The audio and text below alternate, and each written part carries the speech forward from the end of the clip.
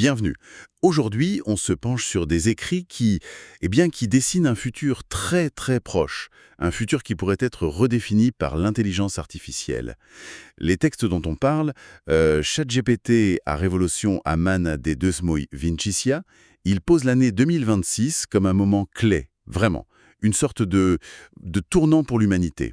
Et l'idée forte qui ressort, c'est qu'on n'est plus juste au stade de l'IA comme simple outil. Non, ce qui est décrit, c'est une force en devenir, avec des systèmes comme ChatGPT, bien sûr. Et ça commence à influencer notre façon de penser, de créer et même de vivre. On sent que ça touche à quelque chose de fondamental. On nous parle d'un ChatGPT qui aurait évolué, beaucoup évolué, depuis ses débuts d'assistant textuel. Il apprendrait, il s'adapterait, il comprendrait le contexte, les nuances. La source va même jusqu'à dire un véritable partenaire dans notre évolution. C'est une perspective qui donne à réfléchir, quand même. Effectivement. Et cette perception, elle porte en elle une tension assez palpable dans ses écrits. D'un côté, il y a une appréhension. Ce qui est naturel face à une technologie qui évolue si vite, c'est presque vertigineux. Et de l'autre, on voit poindre une opportunité historique. Une chance pour ceux qui choisiraient, disons, la compréhension plutôt que la crainte. C'est un peu le fil rouge des textes tauriens. Comprendre pour agir, pour ne pas subir. Et c'est exactement ça le cœur de notre exploration aujourd'hui, en s'appuyant sur ces sources. Comment est-ce que notre interaction, notre dialogue avec ces nouvelles intelligences façonne l'avenir? Il y a cette phrase qui m'a marqué, « L'avenir n'appartient plus à ceux qui attendent, il appartient à ceux qui savent dialoguer avec l'intelligence artificielle. » Alors, dialoguons. Oui, et pour bien mesurer la portée de ça, il faut juste prendre un instant, regarder un peu en arrière. Ces écrits nous le rappellent bien. Il y a à peine 3 ans, ChatGPT s'était vu comme, un programme linguistique avancé, certes, mais un programme. Quand on voit le chemin parcouru depuis, ça donne le vertige. Et ça ancre bien cette idée d'accélération sans précédent. Aujourd'hui, les capacités d'écrite, ça va bien au-delà. On parle d'une IA qui peut saisir le ton, l'émotion dans un texte, s'adapter au contexte, lire, écrire, parler, générer des idées, créer des images, du code et surtout apprendre des interactions pour s'ajuster, nous dit-on, au mode de pensée d'utilisateur. La progression est vraiment décrite comme exponentielle. C'est pour ça que le mot chatbot, il paraît réducteur, de plus en plus. C'est ce que dit l'analyste. Le concept qui est proposé, c'est celui d'intelligence collaborative. L'idée clé ici, c'est que l'IA, ce ne serait plus une boîte noire à qui on donne des ordres, mais une entité qui évolue avec nous, par le dialogue. C'est pas un outil figé, c'est dynamique, en co-évolution avec l'humain. Et cette nuance, elle change tout en fait. Et l'impact de cette transformation, il est présenté moins comme une rupture brutale, vous savez, que comme une révolution silencieuse. Une révolution qui s'infiltrerait dans nos vies, dans nos métiers, pas pour nous remplacer, mais, dans le scénario optimiste, pour nous augmenter. Le bénéfice potentiel qui est mis en avant, il est puissant. Nous libérer de tâches répétitives qui prennent du temps, pour nous rendre, ce qui nous manque souvent, du temps, de l'espace mental pour la créativité, pour la réflexion. Une sorte de liberté intellectuelle retrouvée. C'est fascinant. Essayons de rendre ça plus concret. Comment cette révolution silencieuse, elle se traduit déjà sur le terrain, si on regarde les exemples donnés? Pour les entreprises, on parle d'automatisation de tâches administratives, oui, mais aussi de rédaction de rapports complexes, de création de formations personnalisées, ou même d'analyse prédictive, pour aider à décider. L'IA comme un multiplicateur d'efficacité, quoi. Dans l'éducation, l'image est forte, celle d'un professeur personnel. Patient, disponible tout le temps, capable d'adapter son rythme. Ça pourrait changer l'accès au savoir pour des millions de personnes. Et pour la santé, les textes parlent d'aide à l'analyse de données médicales énormes, d'assistance aux médecins pour affiner des diagnostics, proposer des pistes. L'IA comme une aide à la décision, mais une décision éclairée. Mais au-delà de ces grands secteurs, les sources insistent beaucoup sur l'individu. L'impact sur les créateurs, les entrepreneurs, les rêveurs, comme ils disent, la ChatGPT décrit comme un catalyseur d'idées. On lit des exemples ou des profils types de gens qui construiraient des projets, voire des revenus grâce à l'IA. Des gens qui l'utiliseraient pour apprendre de nouvelles choses très vite, pour lancer des projets, pour investir, ou juste pour mieux comprendre le monde, qui est complexe aujourd'hui. L'IA comme un levier personnel. Ce qui est vraiment frappant, quand on regarde tous ces exemples, c'est qu'ils pointent tous vers une tendance de fond. C'est l'intégration de l'IA de plus en plus intime, de plus en plus généralisée dans nos vies. Ce n'est plus réservé aux labos de recherche ou aux gérants de la tech, hein. On assiste à une sorte de démocratisation de capacités cognitives avancées. Des compétences qui demandaient avant des années d'études ou beaucoup de moyens, elles deviennent accessibles via une conversation. Cette démocratisation, c'est un point clé, oui. Mais si on pousse un peu plus loin, comme le font ces textes, le véritable enjeu, ce n'est peut-être pas seulement ce que l'IA fait, mais ce qu'elle nous fait faire à nous, ce qu'elle nous pousse à devenir. Le projecteur se tourne vers l'humain, là. Exactement. Le mécanisme qui est suggéré est intéressant. Pour bien utiliser ces outils, pour avoir des réponses pertinentes, créatives, l'utilisateur est incité, presque obligé, à clarifier sa propre pensée. Il faut poser les bonnes questions, structurer ses demandes, définir ses objectifs. D'une certaine manière, l'IA fonctionnerait comme un miroir intellectuel ou un partenaire d'entraînement pour notre esprit. Et c'est là qu'arrive cette idée assez forte que ChatGPT et ses équivalents, ils n'amplifieraient pas seulement nos capacités techniques, mais ils pourraient amplifier l'humanité elle-même. Dans cette vision, l'usage intelligent de l'outil, ça ne révèle pas que la puissance de la machine, ça révèle aussi, et peut-être surtout, le potentiel de l'utilisateur. L'IA comme un révélateur, un accélérateur de développement personnel intellectuel. Et c'est cette synergie, cette boucle de rétroaction positive qui serait la véritable révolution de 2026 décrite dans les textes. Moins une révolution de la machine seule qu'une révolution de la relation homme-machine. Une fusion entre la machine qui apprend et l'humain qui se réinvente. C'est une danse où l'un pousse l'autre à grandir. C'est une perspective assez optimiste sur notre capacité à nous adapter, à grandir. C'est une vision porteuse d'espoir, oui, effectivement. Mais il ne faut pas oublier l'autre côté. Les sources elles-mêmes, même si elles sont globalement optimistes, elles n'ignorent pas les risques. Et toute transformation de cette taille amène ses risques, c'est normal. Ceux qui sont mentionnés sont assez classiques, mais réels. Le danger de dépendre trop de l'outil au point d'atrophier nos propres capacités. Le risque de désinformation aussi, l'IA peut générer du contenu plausible, mais faux à grande échelle. Et puis, la menace de perdre notre sens critique, si on accepte les réponses sans les questionner. Ça nous ramène à la nature très duelle de cet outil, c'est bien souligné. L'intelligence artificielle décrite ici, elle peut être un levier formidable pour gagner du temps, explorer des idées, se connecter au savoir. Mais elle peut aussi devenir une voleuse de temps, nous enfermer dans la facilité ou pire dans des bulles de filtre qui nous coupent du réel, de la pensée nuancée. Elle peut être un instrument de libération ou une cage dorée. Et le facteur décisif, celui sur lequel les textes insistent vraiment, c'est l'intention. L'intention de celui qui utilise l'outil. Tout dépend d'une seule chose, votre intention. C'est posé comme ça, presque comme un axiome.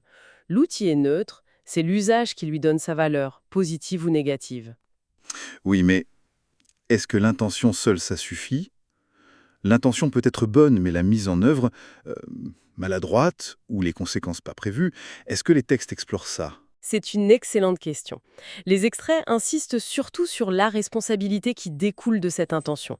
Ils rappellent une chose fondamentale. ChatGPT, comme tout IA actuel, ça n'a pas de conscience, pas de morale propre, pas d'agenda au sens humain.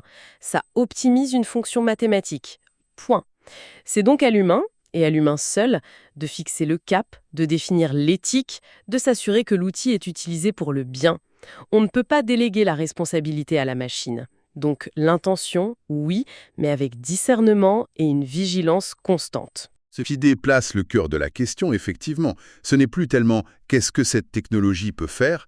La réponse change tous les jours, de toute façon.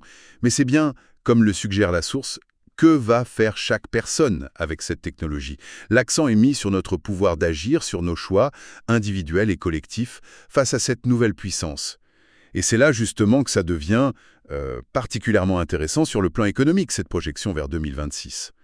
Les textes ne font pas que spéculer sur l'impact intellectuel ou social, ils annoncent l'arrivée d'une nouvelle économie, où l'IA serait un moteur direct de création de richesses, d'opportunités professionnelles et accessible à une échelle jamais vue. Les exemples cités essayent de rendre ça concret. On parle de freelance rédacteurs, traducteurs, développeurs, consultants, qui utiliseraient l'IA pour automatiser les tâches répétitives pour se concentrer sur la vraie valeur ajoutée, augmenter leur productivité et donc leurs revenus, ou servir plus de clients. Imaginez un graphiste qui utilise l'IA pour générer des variations, des brouillons. Ça lui libère du temps pour la création finale.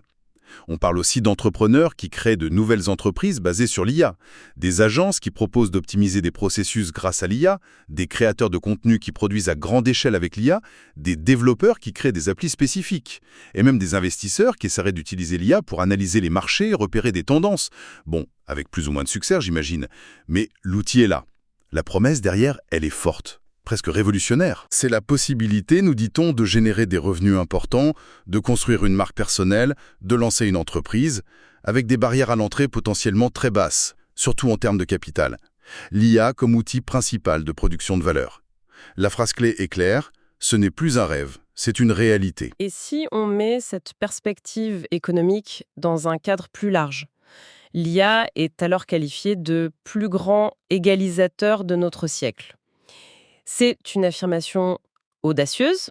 L'argument derrière, tel qu'il est présenté, c'est que l'outil, en théorie, il ne discrimine pas. Il ne regarde pas le diplôme, l'origine sociale, le lieu de résidence.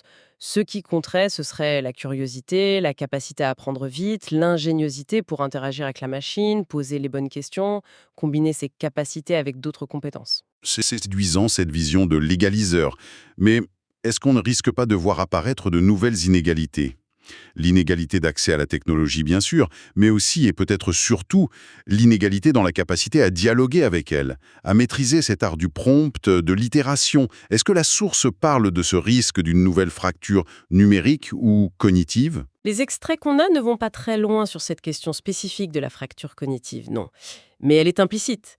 Quand on insiste autant sur l'importance du dialogue, si savoir dialoguer devient la compétence clé, alors ceux qui ne la maîtrisent pas ou qui n'y ont pas accès pour des raisons éducatives, économiques, ils risquent effectivement d'être laissés de côté. L'égalisation potentielle pourrait paradoxalement créer de nouvelles exclusions. C'est un point aveugle ou en tout cas un défi majeur qui est juste suggéré. L'accent reste mis sur l'opportunité pour ceux qui sauront s'en saisir. Alors, qu'est-ce qu'on retient de tout ça? Si on suit le fil de ces analyses, il y a un sentiment d'urgence mêlé à une opportunité énorme.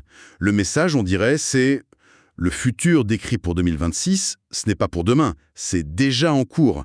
L'invitation est claire, il faut s'y intéresser, essayer, comprendre, dès maintenant. Et il est crucial, d'après cette lecture, de bien positionner mentalement ces technologies. Il ne s'agirait pas de la fin de l'intelligence humaine, comme le disent certaines dystopies, mais plutôt de son prolongement, comme un nouvel étage à la fusée de nos capacités cognitives. Un peu comme l'écriture a étendu notre mémoire, l'imprimerie a démocratisé le savoir, Internet a connecté les intelligences. Mais cette fois, l'outil est interactif, adaptatif, et potentiellement beaucoup plus puissant. Dans cette logique, les gagnants de cette nouvelle ère, tels qu'ils sont décrits, ce ne seraient pas juste ceux qui utilisent la technologie passivement, mais ceux qui sauront collaborer avec elle. Le mot-clé, c'est collaboration. Une collaboration active, intelligente, où l'humain garde la main sur la stratégie, la créativité, mais s'appuie sur la puissance de l'IA. C'est ce fameux dialogue du début qui revient. C'est la clé de voûte. Ce qui nous laisse avec cette question finale, posée presque comme un défi personnel par la source, on pourrait la formuler comme ça, et si, au lieu de juste craindre ou subir l'intelligence artificielle, on décidait de l'utiliser activement, intentionnellement, pour façonner une vie qui nous ressemble plus? C'est une invitation à reprendre la main sur notre avenir face à la machine. Au final, le message central qui ressort de ces écrits, malgré les nuances et les risques, c'est celui de la primauté de l'humain. L'IA est décrite comme un outil extraordinairement puissant, oui, capable de transformer nos vies, notre société, mais ça reste un outil. C'est notre intention, notre discernement, nos choix qui vont déterminer son impact final. Pour reprendre et adapter leurs conclusions, parce qu'au fond, ce n'est pas ChatGPT qui écrit le futur, c'est chacun de nous. Bienvenue. Aujourd'hui, on se penche sur des écrits qui dessinent un futur très très proche, un futur qui pourrait être redéfini par l'intelligence artificielle.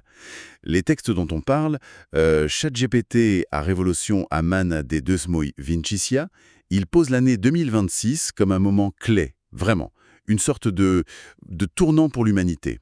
Et l'idée forte qui ressort, c'est qu'on n'est plus juste au stade de l'IA comme simple outil. Non, ce qui est décrit, c'est une force en devenir, avec des systèmes comme ChatGPT bien sûr, et ça commence à influencer notre façon de penser, de créer et même de vivre. On sent que ça touche à quelque chose de fondamental. On nous parle d'un ChatGPT qui aurait évolué, beaucoup évolué, depuis ses débuts d'assistant textuel. Il apprendrait, il s'adapterait, il comprendrait le contexte, les nuances. La source va même jusqu'à dire un véritable partenaire dans notre évolution. C'est une perspective qui donne à réfléchir, quand même. Effectivement. Et cette perception, elle porte en elle une tension assez palpable dans ses écrits. D'un côté, il y a une appréhension.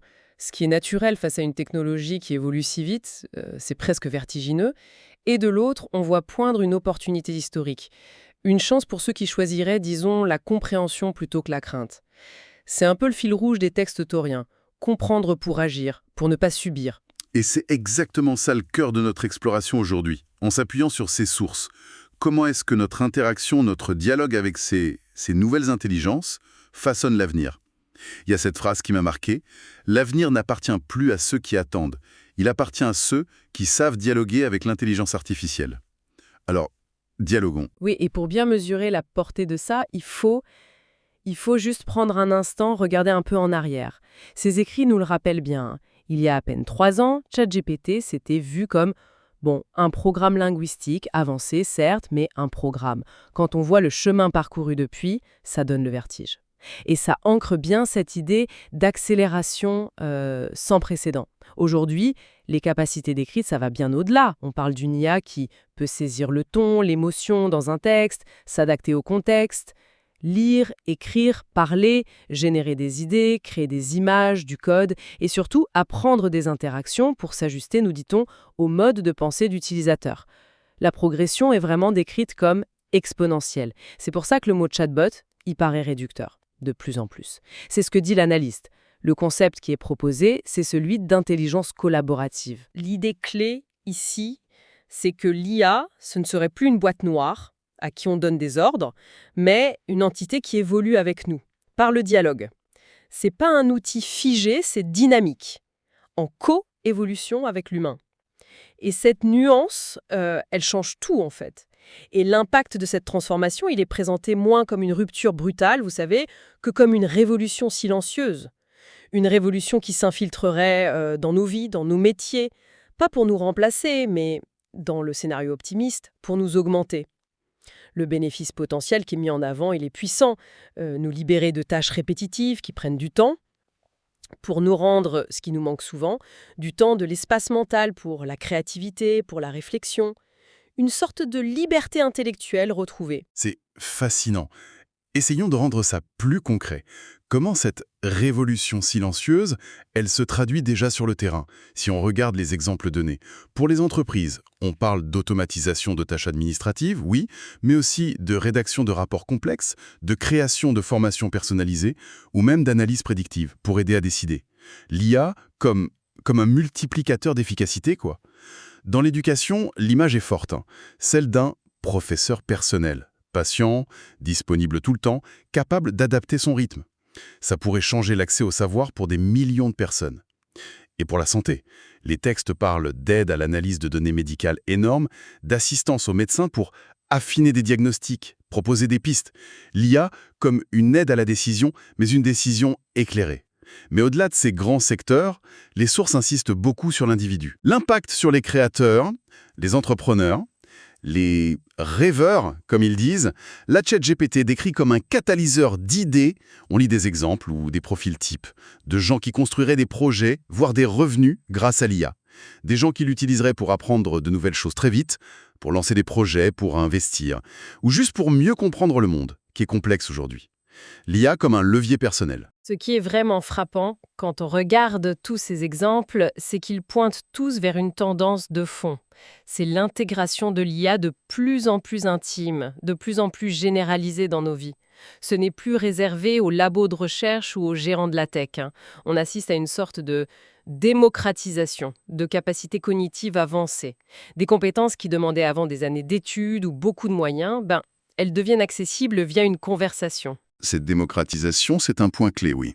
Mais si on pousse un peu plus loin, comme le font ces textes, le véritable enjeu, ce n'est peut-être pas seulement ce que l'IA fait, mais ce qu'elle nous fait faire à nous, ce qu'elle nous pousse à devenir. Le projecteur se tourne vers l'humain, là. Exactement. Le mécanisme qui est suggéré est intéressant. Pour bien utiliser ces outils, pour avoir des réponses pertinentes, créatives, l'utilisateur est incité, presque obligé, à clarifier sa propre pensée. Il faut poser les bonnes questions, structurer ses demandes, définir ses objectifs. D'une certaine manière, l'IA fonctionnerait comme un miroir intellectuel ou un partenaire d'entraînement pour notre esprit. Et c'est là qu'arrive cette idée assez forte que ChatGPT et ses équivalents, ils n'amplifieraient pas seulement nos capacités techniques, mais ils pourraient amplifier l'humanité elle-même. Dans cette vision, l'usage intelligent de l'outil, ça ne révèle pas que la puissance de la machine, ça révèle aussi, et peut-être surtout, le potentiel de l'utilisateur. L'IA comme un révélateur, un accélérateur de développement personnel intellectuel. Et c'est cette synergie, cette boucle de rétroaction positive qui serait la véritable révolution de 2026 décrite dans les textes. Moins une révolution de la machine seule qu'une révolution de la relation homme-machine. Une fusion entre la machine qui apprend et l'humain qui se réinvente. C'est une danse où l'un pousse l'autre à grandir. C'est une perspective assez optimiste sur notre capacité à nous adapter, à grandir. C'est une vision porteuse d'espoir, oui, effectivement. Mais il ne faut pas oublier l'autre côté. Les sources elles-mêmes, même si elles sont globalement optimistes, elles n'ignorent pas les risques. Et toute transformation de cette taille amène ses risques, c'est normal. Ceux qui sont mentionnés sont assez classiques, mais réels. Le danger de dépendre trop de l'outil au point d'atrophier nos propres capacités. Le risque de désinformation aussi, l'IA peut générer du contenu plausible, mais faux à grande échelle. Et puis, la menace de perdre notre sens critique, si on accepte les réponses sans les questionner. Ça nous ramène à la nature très duelle de cet outil, c'est bien souligné. L'intelligence artificielle décrite ici, elle peut être un levier formidable pour gagner du temps, explorer des idées, se connecter au savoir. Mais elle peut aussi devenir une voleuse de temps, nous enfermer dans la facilité ou pire dans des bulles de filtre qui nous coupent du réel, de la pensée nuancée. Elle peut être un instrument de libération ou une cage dorée. Et le facteur décisif, celui sur lequel les textes insistent vraiment, c'est l'intention. L'intention de celui qui utilise l'outil. Tout dépend d'une seule chose, votre intention. C'est posé comme ça, presque comme un axiome. L'outil est neutre, c'est l'usage qui lui donne sa valeur, positive ou négative. Oui, mais est-ce que l'intention seule, ça suffit?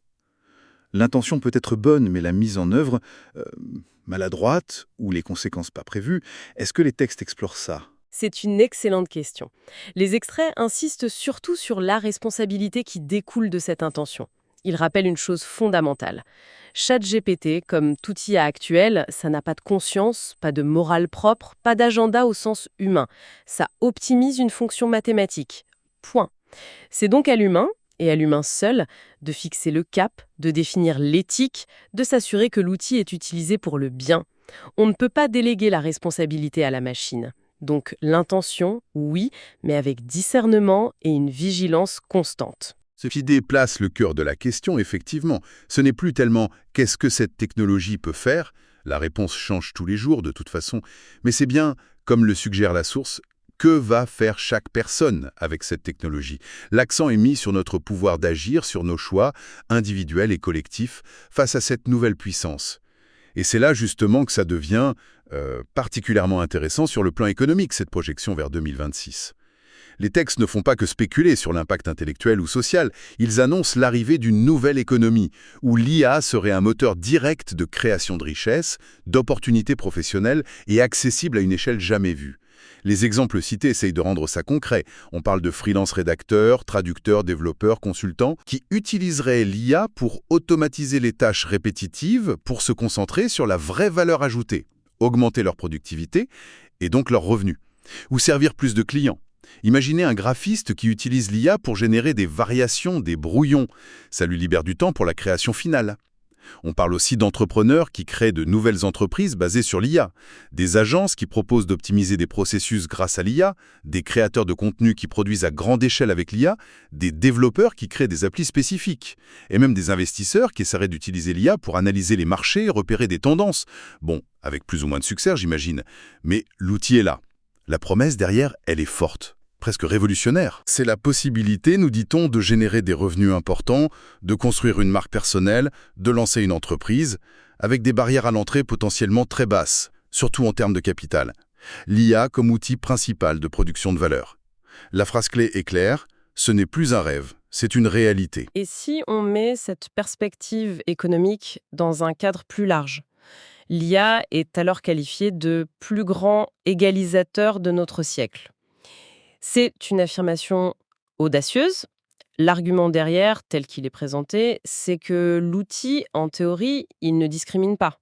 Il ne regarde pas le diplôme, l'origine sociale, le lieu de résidence. Ce qui compterait, ce serait la curiosité, la capacité à apprendre vite, l'ingéniosité pour interagir avec la machine, poser les bonnes questions, combiner ses capacités avec d'autres compétences. C'est séduisant cette vision de l'égaliseur. Mais est-ce qu'on ne risque pas de voir apparaître de nouvelles inégalités ? L'inégalité d'accès à la technologie, bien sûr, mais aussi et peut-être surtout l'inégalité dans la capacité à dialoguer avec elle, à maîtriser cet art du prompt, de l'itération. Est-ce que la source parle de ce risque d'une nouvelle fracture numérique ou cognitive ? Les extraits qu'on a ne vont pas très loin sur cette question spécifique de la fracture cognitive, non. Mais elle est implicite. Quand on insiste autant sur l'importance du dialogue, si savoir dialoguer devient la compétence clé, alors ceux qui ne la maîtrisent pas ou qui n'y ont pas accès pour des raisons éducatives, économiques, ils risquent effectivement d'être laissés de côté. L'égalisation potentielle pourrait paradoxalement créer de nouvelles exclusions. C'est un point aveugle ou en tout cas un défi majeur qui est juste suggéré. L'accent reste mis sur l'opportunité pour ceux qui sauront s'en saisir. Alors, qu'est-ce qu'on retient de tout ça? Si on suit le fil de ces analyses, il y a un sentiment d'urgence mêlé à une opportunité énorme. Le message, on dirait, c'est « le futur décrit pour 2026, ce n'est pas pour demain, c'est déjà en cours ». L'invitation est claire, il faut s'y intéresser, essayer, comprendre, dès maintenant. Et il est crucial, d'après cette lecture, de bien positionner mentalement ces technologies. Il ne s'agirait pas de la fin de l'intelligence humaine, comme le disent certaines dystopies, mais plutôt de son prolongement, comme un nouvel étage à la fusée de nos capacités cognitives. Un peu comme l'écriture a étendu notre mémoire, l'imprimerie a démocratisé le savoir, Internet a connecté les intelligences. Mais cette fois, l'outil est interactif, adaptatif, et potentiellement beaucoup plus puissant. Dans cette logique, les gagnants de cette nouvelle ère, tels qu'ils sont décrits, ce ne seraient pas juste ceux qui utilisent la technologie passivement, mais ceux qui sauront collaborer avec elle. Le mot-clé, c'est collaboration. Une collaboration active, intelligente, où l'humain garde la main sur la stratégie, la créativité, mais s'appuie sur la puissance de l'IA. C'est ce fameux dialogue du début qui revient. C'est la clé de voûte. Ce qui nous laisse avec cette question finale, posée presque comme un défi personnel par la source, on pourrait la formuler comme ça, et si, au lieu de juste craindre ou subir l'intelligence artificielle, on décidait de l'utiliser activement, intentionnellement, pour façonner une vie qui nous ressemble plus? C'est une invitation à reprendre la main sur notre avenir face à la machine. Au final, le message central qui ressort de ces écrits, malgré les nuances et les risques, c'est celui de la primauté de l'humain. L'IA est décrite comme un outil extraordinairement puissant, oui, capable de transformer nos vies, notre société, mais ça reste un outil. C'est notre intention, notre discernement, nos choix qui vont déterminer son impact final. Pour reprendre et adapter leurs conclusions, parce qu'au fond, ce n'est pas ChatGPT qui écrit le futur, c'est chacun de nous.